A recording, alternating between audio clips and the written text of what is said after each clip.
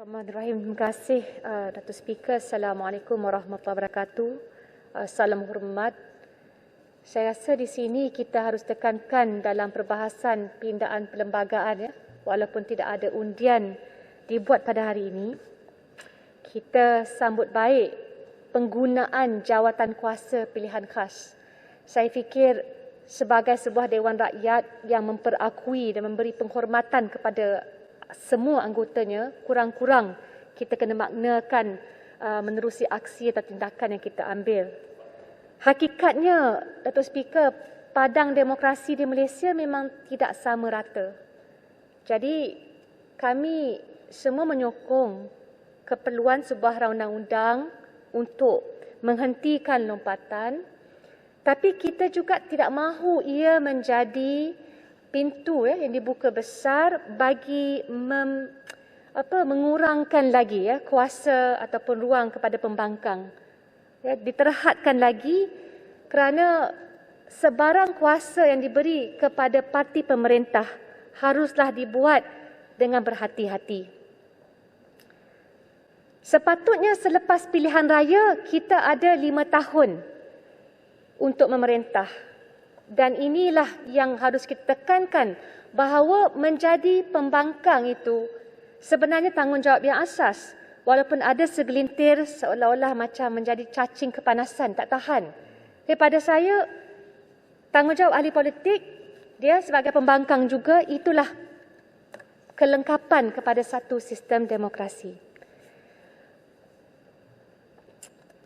Keutamaan kerajaan, bimbang saya, dia seperti pasir yang berubah.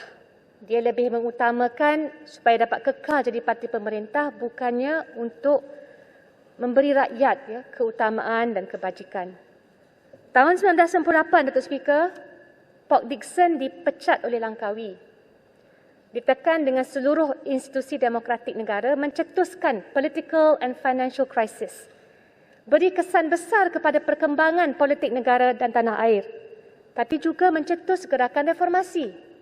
Ada dokongan daripada parti PAS, daripada parti UMNO juga, segelintir pimpinan yang juga dipecat, dan tentu Amanah dan DAP. Tapi antara tuntutan yang saya fikir relevan untuk mendesak supaya wujudnya pengasingan kuasa dalam kerajaan. Anggota Dewan Rakyat dia fokus dengan pengumbalan undang-undang. Pihak eksekutif dia fokus memerintah dan institusi kehakiman berdiri secara independen.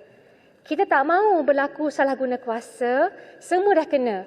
Saya pasti semua parti politik bila ROS ketika itu menghalang pewujudan parti politik baru. Justru bila 2 dekad selepasnya kita sampai ke saat ini, saya fikir bila bercakap tentang sebuah undang-undang yang akan beri kesan kepada semua ahli parlimen, wajiblah sertakan satu salinan kepada kami semua. Memang kita ada perwakilan, tapi dalam jawatan kuasa pilihan khas, kalau kita mahu buat semangat secara terbuka, maka jumlah anggota parlimen pembangkang dan juga kerajaan harus sama rata. Saya tidak mahu pengulangan. Pada tahun 2012, kita ada jawatan kuasa pilihan khas berkait dengan reformasi pilihan raya. Perwakilan daripada kerajaan, 5 daripada Barisan Nasional ketika itu, 3 sahaja daripada pembangkang dan 1 ahli parlimen independen. Tapi akhirnya persetujuan tidak dapat diraih dan pihak pembangkang terpaksa mewujudkan laporan minority atau the minority report. Dan kita pun tahu bukan semua rekomendasi yang diluluskan dalam Dewan Rakyat untuk mereformasi sistem pilihan raya kita dilakukan sepenuhnya. Justru pada hari ini saya pinta kita tak boleh ucap tahniah lagi kerana tak sampai lagi, tak dibuat lagi walaupun kita sambut baik ada jawatan kuasa pilihan khas. Dan dalam kewujudan jawatan kuasa tersebut bukan sahaja segi penganggotaan, kedua, saya tak mahu kita terikat dengan Hobson's choice. Tak ada pilihan pun, hanya diputuskan oleh kerajaan. Dan saya harap memandangkan pengerang dah siapkan sebuah rang undang-undang untuk diambil kira. Kita kena pastikan rang undang-undang Akta Anti Lompat membawa cadangan bukan saja daripada pengerang, bawa juga cadangan daripada bersih supaya dia saling melengkapi. Then you compare what is the best outcome semasa rundingan yang berlangsung selama 1 bulan insya-Allah.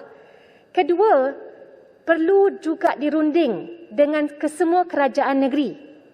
Semua kerajaan negeri akan mendapat kesan daripada kelulusan undang-undang ini. Maka dalam proses tidak boleh dinafikan peluang untuk menjelaskan di peringkat negeri Selangor, Kelantan, Pulau Pinang. Semua ini harus dibuat dalam masa di mana kita semua mendapatkan persetujuan bagi sebuah sistem demokrasi yang lebih baik daripada sebelumnya. Akhirnya, Datuk Speaker, saya hanya tekankan dalam usaha kita untuk memberikan makna sebenar kepada undi rakyat, kita juga harus faham memang nak pastikan tidak berlaku lompatan. Itu kita setuju penuh, tapi kita gunakan dan maksimalkan setiap parameter. Fungsi Dewan Rakyat dimaksimalkan sepenuhnya. Sama jugalah dengan jawatan kuasa pilihan khas supaya kita dapat benar-benar memberikan maruahlah sebenar kepada perwakilan, jawatan dan juga kerja kita selaku ahli Dewan Rakyat. Terima kasih, Datuk Speaker. Terima kasih.